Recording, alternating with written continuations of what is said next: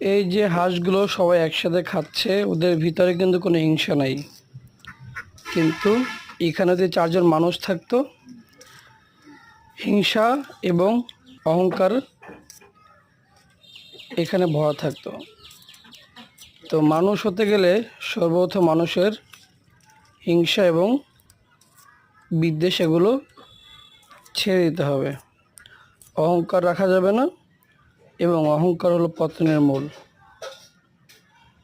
আর আপনার পরিস্থিতি শিখিয়ে দেবে কার সাথে আপনার কেমন ব্যবহার করতে হবে বা কীভাবে চলতে হবে।